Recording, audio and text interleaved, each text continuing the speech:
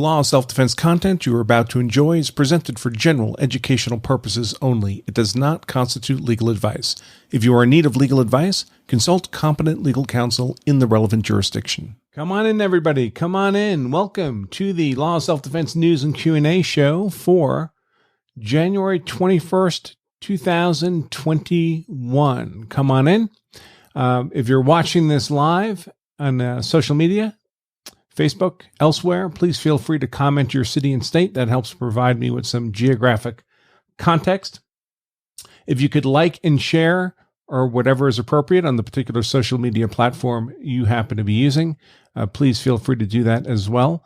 That helps us grow the law of self-defense community. We all know that this subject matter is not beloved by social media, so we have to try to fool them into making our content more widely known. For those who don't know, I am attorney Andrew Branca for Law of Self-Defense. Thank you very much. As always, very pleased to be here. This weekly news and Q&A show is the only piece of content we produce at Law of Self-Defense that's freely available, open access to everyone. You don't need to be a Law of Self-Defense member to access this content. Most of our content is members only, but every Thursday at 4 p.m. Eastern Time, we do our Law of Self-Defense News and Q&A show live at 4 p.m. We do it live on Facebook, live on our membership page. Afterwards, we do keep a recorded replay of this show available.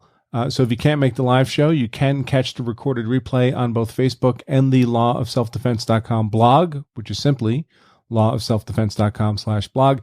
And starting this year, we're also making this one show, not our other members-only content, which is available in its own members-only podcast form, but we're making this one show available also as an open access podcast on Spotify, on Pandora, and on Apple Podcasts, I believe is what they call it these days. They've gotten rid of iTunes in particular. So if you use any of those platforms for podcasting and you'd like to be able to access this once a week, open access live news and Q&A show as a podcast, you can do that at Spotify, Pandora, or Apple Podcasts. Of course, our Law of Self-Defense members will continue receiving this in their members-only podcasts along with all the other content that we do.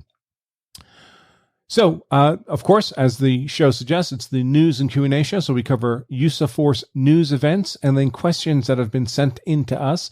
Those questions could be sent in beforehand. Our members, our platinum members, have a platinum-specific Q&A form they can use to submit questions. Anyone else can submit questions to us simply by emailing them to show@lawofselfdefense.com. And before we sign off today, I'll also scroll through the comments. So any questions that are submitted live, time permitting, we do try to keep the show to no more than an hour. I'll address questions that were submitted in the content. So feel free, if you have questions, drop them in the comments at any time. I won't have a chance to take a look and see what those questions may be until near the end of the show, but I will scroll through the questions for that purpose. Now, for those of you who may be wondering whether or not you want to stay for the entire show, let me give you an overview of what I know we'll be covering. In terms of news events, we'll be taking a look at the Arkansas Stand Your Ground bill that's working its way through the legislature. We'll be examining a case in which yet another prosecutor, a newly elected prosecutor, has decided for apparently political reasons to reopen a shooting that was, for all practical purposes, closed years ago. We'll take a look at Georgia's citizens arrest law and the efforts being made in that state to do away with that citizens arrest law. And we'll take a look at Kyle Rittenhouse being subject to new bond restrictions after allegedly displaying racist hand signs. And I think you'll be interested to see what that claimed racist hand sign happens to be. So those are the news topics we'll be covering in more detail. In terms of questions that have been sent in ahead of time, so these are the questions I know we'll cover before we get to whatever live questions the live audience might have submitted. We had one of our platinum members ask, once you're arrested, do you and your lawyer have to meet with law enforcement and prosecutors to answer questions? We had another platinum member ask, well, they have a family member who's been carrying concealed unlawfully without the required permit. What can they tell their family member to convince them it's a bad idea? And also, how might open carry increase legal risks in a self-defense case scenario? So those are questions we'll definitely answer, plus whatever live questions all of you submit during the course of the show. Now, before we jump into the news portion, the first portion of today's show, I do, of course, have to mention today's sponsor, which, as usual, is CCW Safe, a provider of legal service memberships. CCW Safe offers to pay its members' legal expenses if the member is involved in a use of force event. And those expenses start big and get bigger fast, folks. For example, imagine a case where you were threatened, you displayed your gun, you didn't fire a shot, didn't hurt anybody. Now you find yourself charged with aggravated assault with a firearm, typically a 10-year felony, often good for 20 years. If you're charged with aggravated assault with a firearm, you're looking at a retainer to your lead counsel on the order of $30,000 to $50,000. And that's just for pre-trial work, folks. That doesn't pay for the trial. If it's a killing case where you're charged with manslaughter or murder because you've killed in self-defense, you're easily looking at $100,000 or $200,000 pre-trial expense before you even get to trial. So if you don't have that kind of money stuffed in your mattress, just in case you're compelled to defend yourself or your family, it can be useful to have a financial partner standing behind you to make sure you have the resources you need to fight the legal battle the way you want it fought, as if your life depended on it. Because really, folks, life as you know it does depend on it. And that's what CCW Safe offers to do for its members. There are, of course, other companies out there that offer similar services, often mislabeled self-defense insurance services. I've looked at all of them, as you might imagine, and I found that CCW Safe is the best fit for me personally. I'm a member of CCW Safe. My wife, Emily, is a member of CCW Safe. But whether they're the best fit for you is something only you can decide. Now, I will tell you that one of the reasons I favored CCW Safe over other similar offerings is that many other offerings simply don't provide the level of resources you need for an adequate legal defense. If you're looking at a quote-unquote self-defense insurance offer that caps out criminal legal defense at $150,000 or $250,000, that's a lot of money, folks. There's no question about it, but it's not enough for a murder or manslaughter trial if you've killed someone in self-defense. In contrast, CCW Safe promises to pay what the defense costs, period, with no such cap. So whatever similar offer you may be looking at, folks, make sure you read the fine print, understand what you're getting and not getting for your money. If all you're getting is a couple $100,000 legal coverage for a criminal defense, if you've merely been charged with assault or battery, that's almost certainly enough money. But if you've killed someone in self-defense, it is not. Now, again, just because CCW Safe is the best fit for me doesn't mean it's the best fit for you. Only you can make that call. But I do encourage you to take a look at what they have to offer by pointing your browser to lawofselfdefense.com/CCW Safe.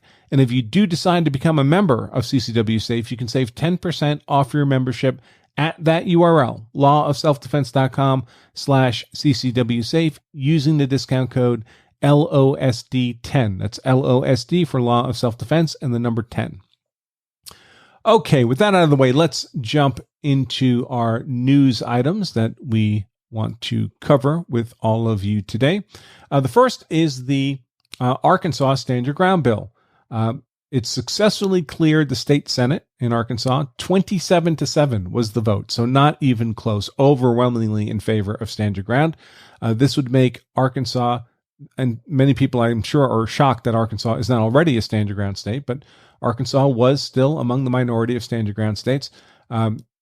Once Arkansas becomes Stand Your Ground, presuming it does, it will be the 48th Stand Your Ground state in the country. So Stand Your Ground's not rare and unusual, folks. It's the norm in the United States. After Arkansas, there will only be about 12 states, exactly 12 states, that impose a legal duty to retreat before an otherwise lawful defender can defend themselves against attack. And it's important, too, to keep in mind what Stand Your Ground actually is. Those of you who are longtime members of the law self-defense community will know that when we talk about a claim of self-defense as a legal defense, there are up to 5 elements of a claim of self-defense. They are cumulative. They must all be present for your claim of self-defense to be valid. Those elements are innocence, imminence, proportionality, avoidance, and reasonableness.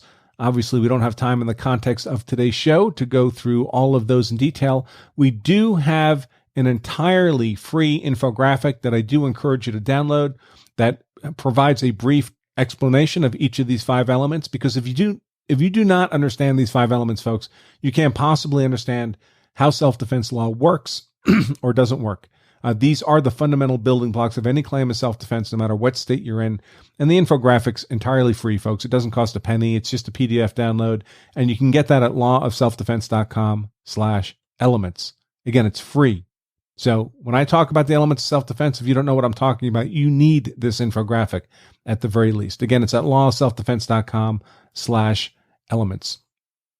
So back to our Arkansas. So what Stand Your Ground does is it takes those 5 elements of self-defense and it removes one of them. It removes the element of avoidance, the otherwise existing generalized legal duty to retreat if safely possible before you can lawfully defend yourself, defend your family against unlawful attacks. Stand Your Ground is not some weird alternative way of justifying your use of force. It's not a license to murder, as antagonists of Stand Your Ground say. It's simply straight up self-defense, except without the element of avoidance. All the other elements are still required. You still have to have been the innocent victim of an attack. The attack has to be imminent. You have to use no more force than necessary, which is proportionality. Your conduct, your perceptions, your decisions, actions have to be those of a reasonable person. If you meet those 4 elements, then the states that are Stand Your Ground don't reserve the right to put you in prison for the rest of your life just because a clever prosecutor convinced the jury that maybe he would have had a safe avenue of retreat if he tried. They say if you meet those 4 elements, that's good enough for us. The duty to retreat states do reserve the right to put you in prison for the rest of your life, even if every other aspect of your claim of self-defense is 100% rock solid. If they can convince the jury that you could have retreated instead, you go to prison for the rest of your life. So good news is in the last 20, 25 years, there's been a bunch of states that have moved from the duty to retreat side to the Stand Your Ground side, which is favorable. Not one state has ever gone the other way, folks, in the last couple decades, 20, 25 years. Every state's that's moved, changed its position, has changed from duty to retreat to Stand Your Ground. Assuming Arkansas moves ahead with Stand Your Ground, it would be the 48th state, Stand Your Ground state in the country. And it's certainly, all the news coverage I see indicates it will. Again, it passed the state Senate 27-7. It appears it's going to pass the state House by similar margins, and the governor's a Republican, and therefore is likely, not guaranteed, but likely to sign the bill. And then Arkansas will be Stand Your Ground, joining the large majority of other American states. And I'll mention, of course, that the attacks on Stand Your Ground by the folks who don't like it, they're very reminiscent to my ear, and I'm old, folks. I'm 56. I've been around a long time. I was around when there were very few states with concealed carry permits. And the arguments against concealed carry permits were much the same as the arguments I'm hearing against Stand Your Ground. It's all the usual stuff. Blood will run in the streets. People will kill each other over shopping cart accidents. All that kind of nonsense. The country will become the Wild West. None of that happened when concealed carry was passed. None of that happens anywhere that Stand Your Ground is passed. One argument you'll hear all the time is, well, where they passed Stand Your Ground, homicides have increased. Well, first of all, I don't believe the statistic, because I don't believe most of the people talking about Stand Your Ground can't define for me what it is. So I don't think they actually know what they're talking about. But even if it's true that homicides increased, my response to that is, well, you say that like it's a bad thing. Not all homicides are bad, folks. At least they're not all illegal. There are legal homicides and illegal homicides.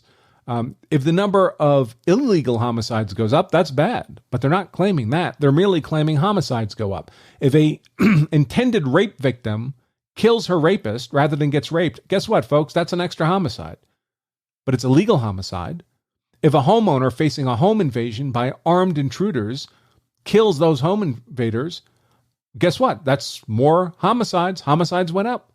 But they're not illegal homicides. It's a homeowner who's defended his home against armed intruders. So just because homicides may have increased, and again, I don't know whether that's a true statistic or not, but even if it's true, that doesn't mean it's a bad thing. That may mean a lot of innocent law-abiding people were in a position where they could lawfully save their lives from deadly force attack. Okay, so that's Arkansas and their Stand Your Ground efforts. Hopefully those will reach fruition.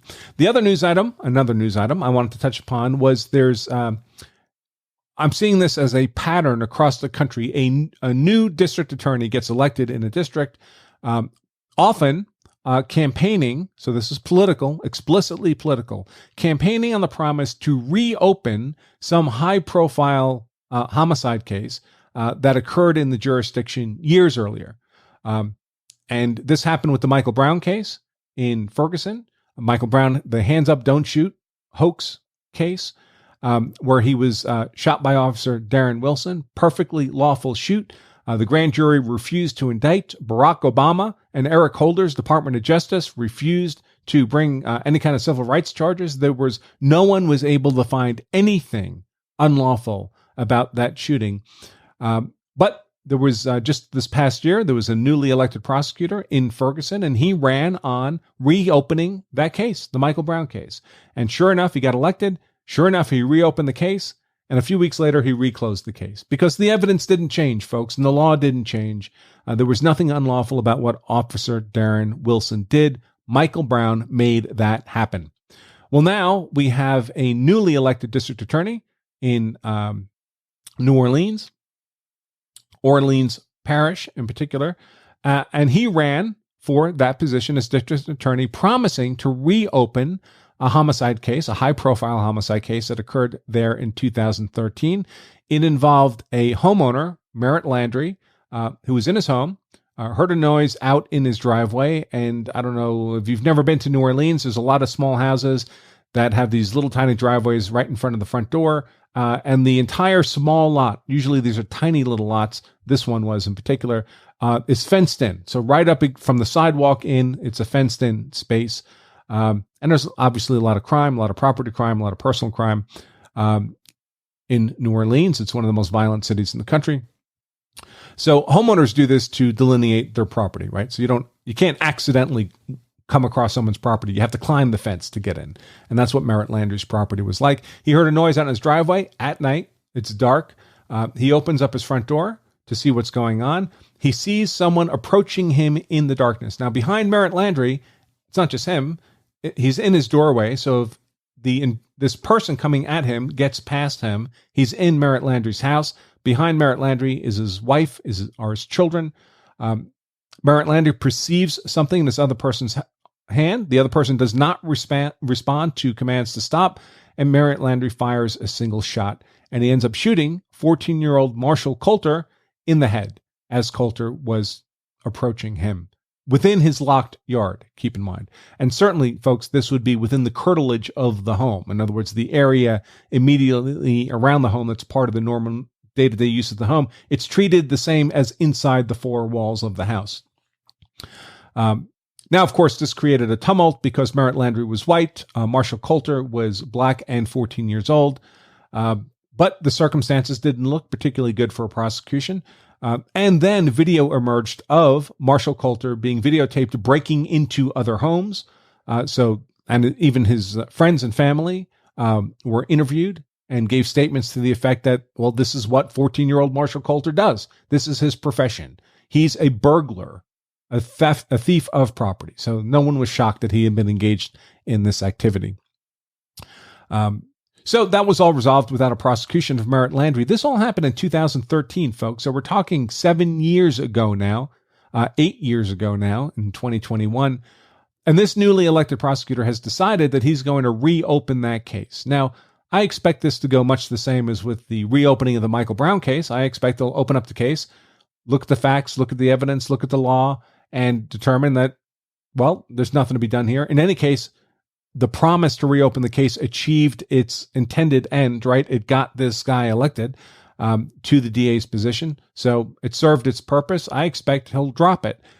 But we don't know he'll drop it. And Merritt Landry, the homeowner, doesn't know he'll drop it. So this is really terrorizing to the defenders in these cases. It's as if the case will never go away, even when the authorities have determined that the use of force was lawful, not criminal. You never know if 5 years from now, 10 years from now, 15, 20 years from now, because if you've killed someone in self-defense and they want to characterize it as a murder, there's no statute of limitations on murder, folks. They can come back anytime. So do you have to live the rest of your life wondering if some newly elected, politically motivated prosecutor is going to reopen your case? It's terrorizing. And by the way, folks, just another argument for self-defense immunity provisions, which many states have, but not all do.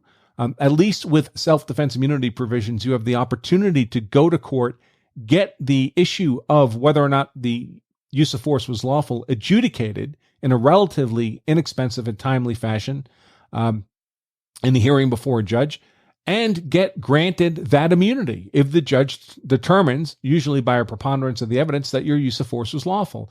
And in most relatively clean cases of self-defense, that should not be hard to get to. And once you're immunized, well, then you don't have to worry about it anymore. Then you're free and clear of any criminal liability.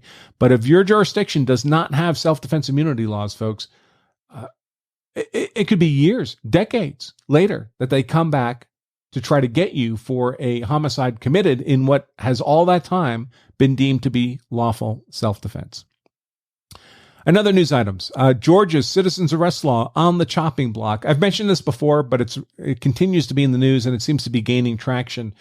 This, of course, is all about the Ahmaud Arbery case, and I think it indicates a real weakness in the prosecution of this case. The whole fact pattern of the Ahmaud Arbery case, of course, is Ahmaud Arbery was killed in a confrontation with two men, the McMichaels, Travis and Greg McMichaels, while they were being followed by a neighbor of the McMichaels, Roddy Williams, who made the infamous cell phone video recording of the final stages of this confrontation. The McMichaels had observed there's video recording of Ahmaud Arbery unlawfully entering a home. Ahmaud Arbery, of course, had been previously arrested for theft crimes. Not sure if that was known to the McMichaels or not. It might have been, because one of the McMichaels was a former law enforcement officer who worked for the prosecutor's office and had some interaction, had some familiarity with Arbery's criminal history. But in any case, the McMichaels pursued Arbery, stopped their truck in the street. Travis McMichael got out of his truck with a shotgun. Arbery charged Travis McMichael, fought him for the shotgun, and got killed for his efforts. And now those three men, Travis, Greg McMichaels, and Roddy Williams, have all been charged with felony murder with different predicates for the felony murder. I believe for the McMichaels, it's felony murder predicated on an aggravated assault. For Roddy Williams, it's felony murder predicated on attempted unlawful imprisonment. The difficulty for that narrative of guilt is that Georgia has a very expansive citizens arrest law. For citizens arrest to be lawful, they basically have to have probable cause to believe the person they're seeking to arrest has committed a felony and is in flight from that felony. And the facts of this case align very well with those conditions for citizens arrest. And the McMichaels have consistently said that all they were seeking to do at that time was to stop Arbery, to ask him questions to determine if an arrest was appropriate. Well, if the law would allow for an arrest, it certainly allows for a stop. A stop is a lesser degree of interference with freedom of movement than an actual arrest. And it appears to my reading of Georgia's citizens arrest statute that it makes the Arbery's conduct lawful. Now, that's shocking to many, and it's shocking in part because that citizens arrest statute was first passed into law in 1863, when America was a different society, when there were relatively few formal organized police departments, where the citizenry was expected to be their own law enforcement. And that's why this very expansive citizens arrest law existed. Obviously, we don't live in that world anymore, but the statute never kept up. Now, you can make a perfectly reasonable argument that that's an inappropriate statute for 2021. I think reasonable people could agree or disagree. But what you can't argue about is whether or not the statute was the law at the time the McMichaels pursued Arbery. It was. And I think when they get to court, that's going to be a pivotal component of their defense. And I think one of the reasons we're seeing so much effort now to get rid of Georgia's expansive citizens arrest laws, because people see how broad it is and how it's likely to make the McMichaels' conduct justifiable under the law. So all these attacks on this Georgia citizens arrest law, by the way, I have no personal problem with getting rid of the law, but I think all these attacks are now being prompted largely because they see that it justifies the McWilliams' conduct in this case, or at least that a very robust argument can be made that it justifies their conduct. So I think we'll see more of that, and I think we'll see the demise of the Georgia citizens arrest law sometime this year. That won't change things for the McMichaels, of course. They're entitled to the benefit of the law as it existed at the time they engaged in the conduct for which they're being prosecuted. Okay, and the last news item I wanted to cover before we get over to questions is the Kyle Rittenhouse. Kyle Rittenhouse, of course, famous for the Kenosha shooting. He was attacked by multiple members of Antifa / Black Lives Matters, however they choose to characterize themselves, the typical rioters, protesters, violent actors in Kenosha, Wisconsin. And Kyle killed 2 of the 3 and grievously wounded the 3rd. He's now been charged with murder and a bunch of other criminal charges. He's out on bond. And he was filmed at a bar in Wisconsin drinking. He's 18, so he's under the 21-year age limit for consuming alcohol. This got people in a tussle, apparently. Calls were made to the district attorney's office to get Kyle's bond repealed.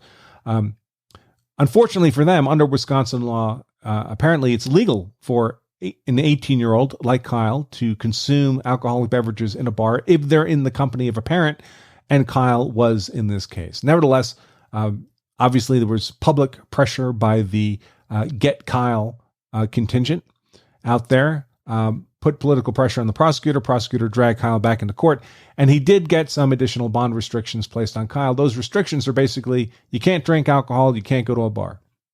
And frankly, anytime you go to a judge and ask the judge to put those conditions on bail, the judge will agree, because no one has to drink and go to a bar, right? So they're easy conditions to impose. They're not a heavy burden on the person upon which they're being imposed.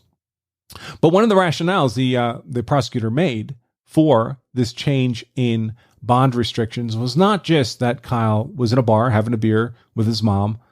There was no violence. There was no problem. There was nothing bad happening. But the prosecutor claims that while he was there, Kyle was throwing racist hand signs. That's right. Kyle was making racist symbols with his hands. Now, what was this racist hand sign that Kyle was throwing in the bar that got this district attorney all riled up? Well, here's an image that the district attorney used in court. Inside that red circle is Kyle making the okay sign, folks. Some of you may remember from the Kavanaugh hearings, in which Kavanaugh, now Supreme Court Justice Kavanaugh, was falsely accused of ridiculous sexual improprieties and crimes. A supporter behind him, a former clerk, had made the okay sign behind him, and suddenly the whole world learned that the okay sign is apparently a sign of racism, white supremacy. At least that's what the prosecutor is arguing is happening here. Now, I expect most or all of you listening to my voice right now have at some point in your life made the okay sign. I certainly have. Did it mean we were all white supremacists, folks? Are we all racist? Or is it just nonsense? Nonsense. Because the same people making the claim that this is a symbol of white supremacy will also tell us with a straight face that this is Jacob Blake unarmed, without a knife in his hand. So are these people acting in good faith, arguing in good faith, making claims in good faith, or are they just acting politically, willing to burn anybody and everybody who stands in between them and the political power and authority they want to wield? It's frankly, it's contemptible. But of course, we can understand why they're doing it, right? The problem, of course, for the prosecutor is that with many of these types of prosecutions, it involves a black defender or a white defender or white officer and a black suspect or victim. And so there's kind of inherent building blocks there to fabricate a claim of racist motivation just based on the circumstances. Here, of course, everyone Kyle Rittenhouse shot was white, just like him. There was no black involved in this interaction. But it would be helpful to the prosecution if he could somehow characterize Kyle as racist or a white supremacist. So they're desperately reaching for anything they think would add that taint to it. And by the way, at some point, Kyle's going to have a jury. The jury will go into deliberations. And you think no member of that jury is going to say, but wait a minute, I seem to remember hearing in the news, isn't this guy a white supremacist? Somebody will think that, because propaganda works, folks, and it makes these notions, whether they are entirely fabricated for political purposes or not, it makes them sticky. And someone will half remember the allegation that Kyle Rittenhouse, the false accusation, there's no evidence to support this, that he's somehow a white supremacist, and no one's going to remember any kind of counter argument to that. It's really contemptible. All right, folks, next we're going to jump into our questions for today, and the ones that were sent in and any that you have asked live. We're about halfway through the show. That's particularly good timing. Before we do, I'll mention again that this is the only open access content we produce each week, is this weekly news and Q&A show we do every Thursday, 4 p.m. Eastern Time, live on Facebook, live for our members and their member dashboard, and then later available as a open access podcast on Spotify, Pandora, and Apple Podcast. But we produce a lot of other content every single week, folks. We do produce content almost every day of the week. That content is available only to our members. To give you a sense of the kind of stuff that we covered just this week, on Monday we did let's see if I can do a better job of this. On Monday we did a blog post on circumstantial evidence, a case involving circumstantial evidence in which a man convicted of manslaughter and sentenced to 39 years had his conviction reversed on the grounds that the circumstantial evidence in this case was insufficient to support a guilty verdict.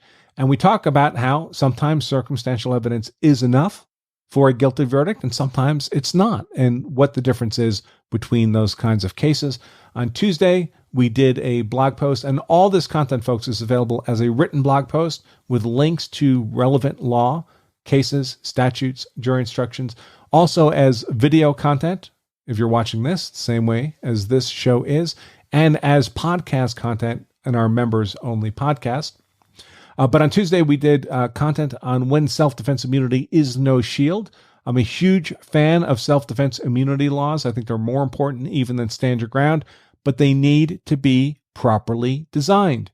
And this was a case out of Kansas in which, frankly, its self-defense immunity law is not properly designed, does not, in fact, provide any additional protection for lawful defenders than if self-defense immunity did not exist at all in Kansas, which is sad, but we explain why that's the case. And just earlier today, we did a blog post on the distinction between use of force criminal charges versus weapons criminal charges, how they're different from each other and don't necessarily affect each other. You could be engaged in unlawful conduct, like illegal possession of a weapon, and still retain your generalized rights to self-defense. You don't lose self-defense automatically in most states just because you also happen to be engaged in some unlawful activity. But there are circumstances in which that unlawful activity can undermine your claim as self-defense. Interestingly enough, we also explain how self-defense as a legal defense can also be a justification for a gun crime. So if you're interested in that kind of content, again, it's only available to our members because it's outside this news and Q&A show format. But the good news is membership is dirt cheap, folks. It only costs about 30 cents a day to be a law self-defense member, about 25 cents a day if you sign up for the year.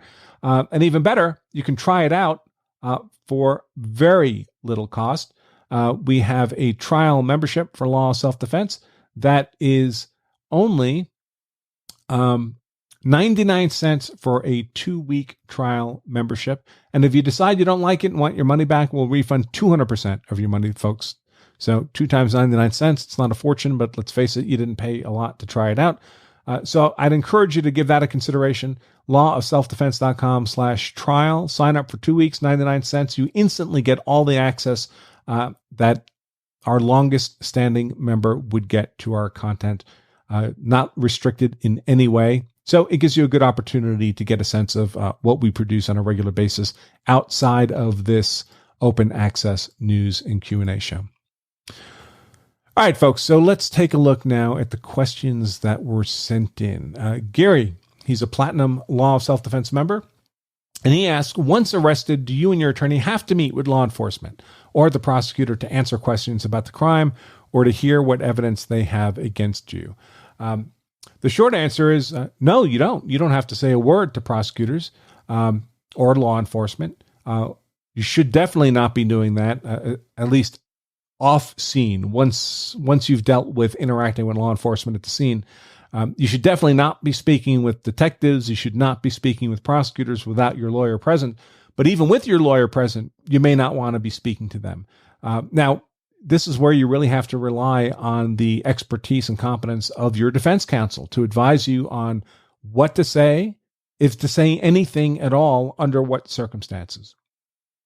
It's also possible, of course, for your lawyer to meet with, say, prosecutors without you present. This, of course, would have to have your permission, but this would be normal part of the function of a criminal defense attorney, and basically make representations. We're prepared to prove this. We're prepared to show that, to kind of set out your narrative of self-defense without you saying things, because your lawyer can make these propositions to a prosecutor and it can't be used as evidence against you in court. Whereas if you were making these statements, it could theoretically be used against you in court if the prosecutor thought it was incriminating. So you can have your attorney basically set out your proposed narrative of self-defense.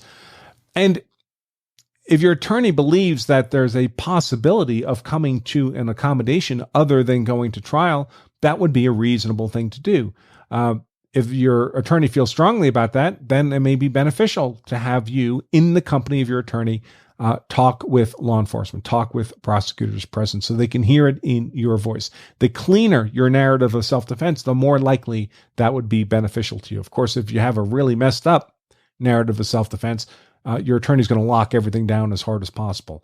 Also, if there are possible political dynamics to your case of self-defense, such that the prosecution might be motivated to take you to trial despite the legal merits. You're of one race, the person you shot in self-defense is of another race. Prosecutor doesn't really care what the merits of the case are, doesn't really care if he gets a conviction, just wants the theater of taking you to trial for political advantage. Well, again, then your defense counsel is going to lock down your narrative as tight as possible. Now, keep in mind, if you're in a self-defense immunity state and you want to seek self-defense immunity, you have to make a motion for a self-defense immunity hearing. And at that motion, you have to make the initial presentation of evidence in support of self-defense. You have to convince the hearing judge of your narrative of self-defense, and then the prosecution has an opportunity to attack that narrative of self-defense. But the idea is if you can convince the hearing judge, usually by preponderance of the evidence, that your use of force was lawful self-defense, the judge can, if he agrees, grant you immunity from prosecution and or civil suit, depending on the state. But if you get immunized against prosecution, that's it. That's the end of the proceeding, and you don't have to worry about spending a few $100,000 in trial court, with always the risk that you might get convicted no matter how innocent you are. In cases I work on, we always tell the clients, if we have to put you in front of a jury, there's a 10% chance you get convicted and you could be the most innocent client we've ever had. That's just part of the noise in the system.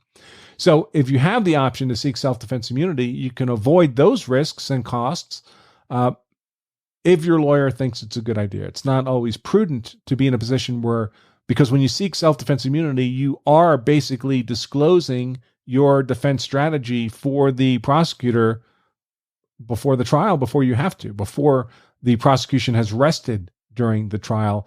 And that could lead the prosecution to kind of refine and refocus their strategy for getting you convicted. So there are risks involved both ways. But the short answer is you don't have to say anything, but it may be or may not be beneficial for you to speak with law enforcement or prosecutors, depending on the overall nature of the case. And of course, follow your defense attorney's professional opinion. I did get a question here I just want to touch on briefly from another Platinum member. He's asking about one of our members only content pieces recently.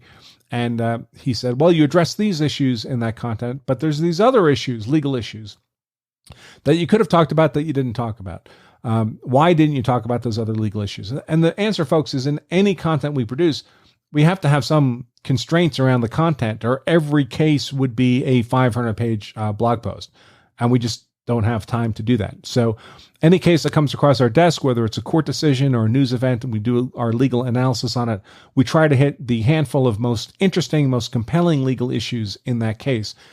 If you want comprehensive coverage of every possible legal issue, well, then you need to engage at a deeper level. You need to make sure you read our book, make sure you take our courses, make sure you're a long enough law of self-defense member that you access a broad enough scope of our content that with time, eventually you'll see every prospective use of force law issue covered one way or another. All right, we got an email question in from Tim. He says he's a concealed carrier with a permit, but he's got a family member who's been carrying concealed without a permit, so carrying unlawfully. And in some states, folks, this is a big deal. In some states, it's not like a $50 ticket if you're caught with a gun. It can be years and years in prison. I don't recall what state Tim is in, but it doesn't really matter for our purposes. He says his family didn't just go and get a permit because of COVID.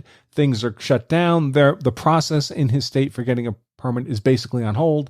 So they're not practically available. So apparently the position of the family member is, listen, I'd get a permit if I could now. I mean, obviously they should have before, right, folks? But he says, hey, I'd get a permit now, but I can't. The process is basically frozen. And I'd rather take the risks of getting caught illegally with the gun than needing the gun to defend myself, defend my family, and not having it, having left it home. So Tim is asking, well, listen, this strikes me as extremely high risk, legally speaking. What can I say to him to persuade him of the extraordinary risk he's running? Now, folks, I'll tell you up front, first of all, what we do here at Law of Self-Defense is use of force law, not gun law. So I'm not going to get into the details of permits. I can tell you I've had a concealed carry permit my entire adult life. I've carried a gun for personal protection my entire adult life. I know about gun law what I need to know as any similarly situated gun owner who carries a gun for personal protection. But I don't claim any particular expertise in gun law. Also, I don't tell people what to do. Okay? Unless you're one of my kids, I don't tell you what to do. I only advise people on the legal risks of the decisions, the legal implications of the decisions, the options available to them.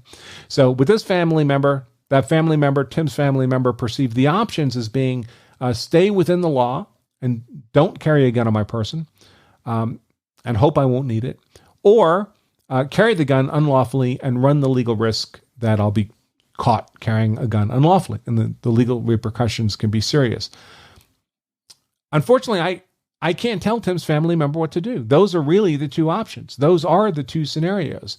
And which risk any of us is willing to accept as the greater one to be concerned about is going to be an individual decision for us. I certainly, as an officer of the court, I can't advise anyone to break the law. But the legal implications, if you're caught with the gun without the required permit, there are going to be legal implications for that. Now, I will say, in my experience, if you're a normal law-abiding person and you carry concealed prudently, there's no reason anybody should ever know you have that gun. I've carried a gun all my life. For many years, 25 years, it was a 5-inch 1911. And I've never been made with my gun. So it just doesn't need to happen. And if nobody knows, there's theoretically no problem. On the other hand, if you need the gun and you don't have it, well, that's a problem too. So, of course, in the best of worlds, we'd all be living in constitutional carry states where this was not an issue. I guess one answer for the family member would be, well, move to one of the, I forget how many there are now. It's something like 13 or 15 or 18 or 20 states or constitutional carry states. Live in one of those. And as long as you're not engaged in a crime or have previously convicted of a felony, carry a gun to your heart's content. That's the way, of course, the whole country should be. That's what the right to keep and bear arms shall not be infringed means, obviously. But unfortunately, we have to live in the real world full of imperfect people who make up rules that we have to abide by or suffer the legal consequences. So all I can really tell Tim is, listen, it sounds to me like your relative understands the two risks involved. Get caught with the gun illegally, face criminal charges for that. Get caught without a gun if he needs it to defend himself and his family, bear the consequences of that. And he's made his decision. And he's an adult, I presume. Okay, we got another question here from Jerry, and then I'll turn to, I think this is the last question I've lined up, and then I'll turn to questions that might have been submitted in the comments. Jerry says he lives, well, it doesn't matter what state he lives in. He's got a concealed carry permit. In his state, you can lawfully carry open or concealed with the permit. And that's how it is in my home state of Colorado as well. You don't need a permit to carry openly, but you do need a permit to carry concealed. But both open and concealed carry is possible. And he wonders, how does open carry change or affect things from a self-defense law perspective? So, for example, some people say, hey, if you open carry, bad guys can see that you're armed and prepared to defend yourself, and that would mitigate the risk that violent confrontation will happen around you because clearly you're prepared to defend yourself with deadly force should the circumstances warranted. So it's a deterrence to violence. Other people say, well, if you're open carrying, that creates risks. Creates risks. Someone might try to take your gun. Creates a risk that the armed robbers will shoot you first, right? Because you're the most immediate threat. And of course, none of us get to choose the time, place, and manner of attack. That's up to the bad guy. The bad guy initiates the violence. So by definition, we're behind the curve, right? That's the second argument. I can tell you my personal position, and this is not Andrew Brank as an attorney. This is not a legal opinion. This is just my personal opinion as someone who's carried a gun my entire adult life. I will never carry open if I have the option to carry concealed because I don't want anyone to know I'm carrying a gun. Just for pure social reasons, because some people out in public get alarmed when they see a gun. But especially in the context of bad guys. I don't want a bad guy to know I have a gun until it has to make loud noises, should circumstances make that a requirement. I want to look like the least offensive, least threatening person in that environment until I see an opportunity to adequately defend myself and my family. And I don't see any advantages to carrying openly. Now, if it was not possible for me to carry concealed, if I was someplace where the law made that illegal, but open carry was lawful, well, then of course I would open carry. I want the gun to be able to defend myself and my family. But if I have the option to carry concealed, I personally will never open carry.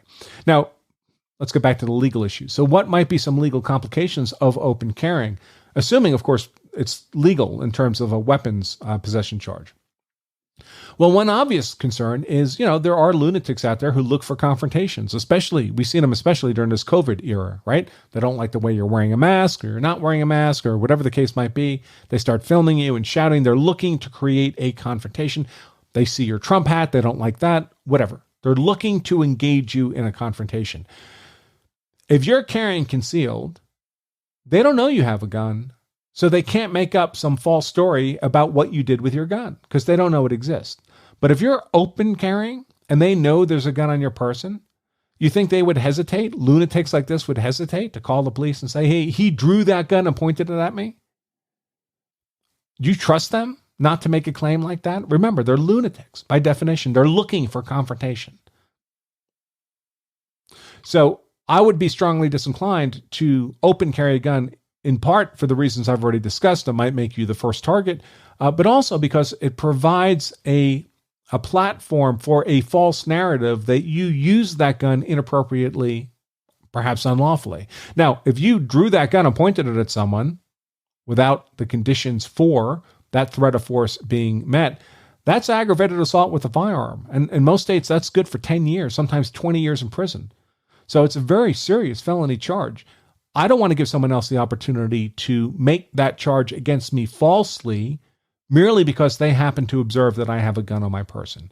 If I'm carrying that gun concealed, I take that opportunity away from them. That gun never gets presented unless there's a deadly force threat actually occurring, in which case that's the appropriate time for the gun to be presented. All right, folks, we got a few minutes left. I'm going to turn now to comments that might have come in, questions that may have come in the comments. First, I'll go through our Law of Self-Defense membership forum. Usually these folks submit their questions to me separately.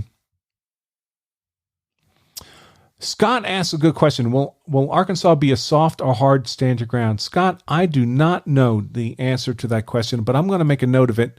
And I'll dig up the bill that's in front of the legislature, and I'll have an answer for you next week. So Chris asks, are any of the other stand your ground states similar to Virginia in that the threshold for losing innocence is extremely low, making it effectively a duty to retreat state? They're not the same. Virginia's rather unique in how low they make the threshold for losing innocence. So in most states, it requires some explicit affirmative conduct on your part, usually to have been the initial aggressor, the first person to threaten or use force. The way Virginia law phrases this is that you need to have, I believe the phrase they use is contributed to the affray, which could be anything. I mean, that could be, getting into an argument about a parking spot. Your expectation is it's purely a verbal argument, or someone talking loud in a movie theater, or someone cursing at the restaurant table next to you and your family and your kids. And you just ask them, hey, could you keep it down? And then that later develops to a physical confrontation. Did you contribute to that affray? Because after all, if you'd said nothing, maybe the fight wouldn't have happened. So it's a very low and extremely subjective threshold. That's fairly unique to Virginia. And one of the reasons is a lot of Virginia use of force law is, Virginia's an old state, one of the first states. It's a Commonwealth state, and it has not done the same for Massachusetts. It has also a Commonwealth state, by the way. It has not done a good job of codifying its self-defense law. Most Virginia self-defense law is not in statutory form, so it's not kind of rigorously defined in one place. It's in case law, court decisions, which are always vary depending on the specific facts of that particular court case. So they tend to be much more ambiguous, much less clearly defined, and you end up with these kind of very subjective guidelines on things like losing innocence under Virginia law. In terms of whether or not other states share this characteristic and it makes it effectively a duty to retreat state, folks, the truth is, from a tactical perspective, every state ought to be considered effectively a duty to retreat state. Meaning, if you find yourself in a threatening situation and you genuinely have a safe avenue of retreat that you can take advantage rather than get into the fight, you're a fool if you don't do that. You're a fool if you incur the minimum 10% risk if you go before a jury of getting convicted of a felony and maybe spending the rest of your life in prison. If instead you could have walked away. So every state, even the 48 states that are stand your ground states, should be treated as duty to retreat states, just from a tactical common sense perspective. The only way stand your ground duty to retreat really comes into play, or ought to come into play, ought not be in that tactical environment. If you can safely retreat. If you can't, well, then you can't. But in the legal fight that follows, then it's advantageous to you to have stand your ground on your side. But in the tactical sense, you should always pretend, whatever jurisdiction you're in, that it's a duty to retreat jurisdiction and act accordingly. Scott asks, in the Ahmaud Arbery case, I mentioned the supposed racist okay sign by Kyle Rittenhouse being used to falsely characterize him as some kind of white supremacist. Scott asks, what about the purported racist texts in the Ahmaud Arbery case? Yeah, those might well be admissible because those are much more explicitly racist. They use racist terminology. They're usually not targeted at some particular individual. So it's not like it was a confrontation in a convenience store and they were calling someone the N-word. But nevertheless, it's terminology that was used and captured in social media. And I would be surprised if it was not admissible in evidence, given the racial disparity between the McMichaels and Ahmaud Arbery. Just don't, first of all, folks, what can I say? Don't be a racist. If you're not a racist, you don't make remarks like that. If you insist on being a racist, well, don't be an idiot on top of that and say racist things in public. I mean, just control yourself. All right, let's take a look now at Facebook. Let's see. For the Facebook comments, I'll scroll through. We got about 2.5 minutes left. And folks, while I'm scrolling through, if you like this content, even if you don't want to be a law self-defense member, totally fine. But at the very least, if you could encourage other people to take advantage of these free open access news and Q&A shows, either the live show every 4 p.m., every Thursday, 4 p.m. Eastern time, or the news and Q&A podcast form on Spotify, Pandora, Apple Podcast. If you tell 2 people and they get on the podcast, you'll be doing a huge service, both for the law self-defense community and for your friends and family in particular. Lori asks, says she wants to ask me a question, doesn't want to post it on Facebook. It's very important. Yeah, you can email it to me at show@lawselfdefense.com. I'll look at it. I can't promise to answer it. We get a lot of questions in here. If you're a platinum member of Law of Self-Defense, you have your own platinum member Q&A forum. We guarantee answers to every one of those questions privately if requested.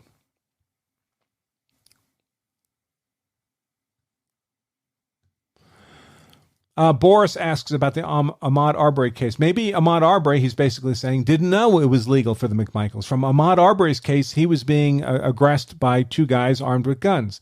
That could well be true. But what's in Ahmaud Arbery's mind is not what's controlling in terms of whether the McMichaels' use of force was lawful.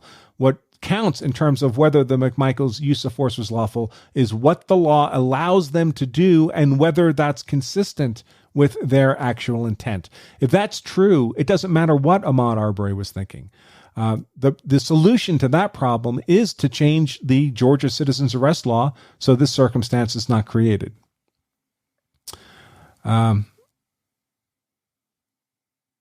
Jack says, open carry is a chick magnet. Could be, Jack. I already got my chick, so I'll leave that to your discretion. And in the Facebook comments, someone, it looks like they posted a link to the Arkansas bill.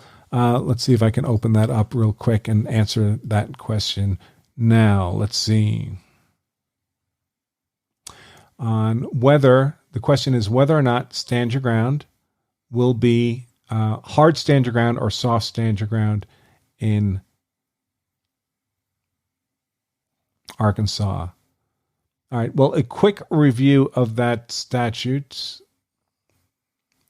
Let's see. It looks from just a quick scroll of the statute that it will be soft stand your ground. For those of you who know the distinction between hard and soft stand your ground, you'll understand what I mean. If you don't know what that means, well, it's an issue we discuss all the time at Law of Self-Defense in our content, but unfortunately we're out of time in today's news and Q&A show to cover it in detail. So we are at the end, folks. I'll remind all of you before we go, if you carry a gun so that you're hard to kill, which is certainly why I carry a gun, so I'm hard to kill. Some of my family is hard to kill. You also owe it to yourself to make sure you know the law so that you're hard to convict. All right, folks, thanks for joining us for this week's Law of Self-Defense News and Q&A show. Make sure you join us again next Thursday, 4 p.m. Let your friends and family know. Get us another couple people for this show. It'd be greatly appreciated. Also available as a podcast on Spotify, Pandora, and Apple Podcast. Just search for Law of Self-Defense and it'll pop right up. Until next time, I'm Attorney Andrew Branca for Law of Self-Defense. Stay safe.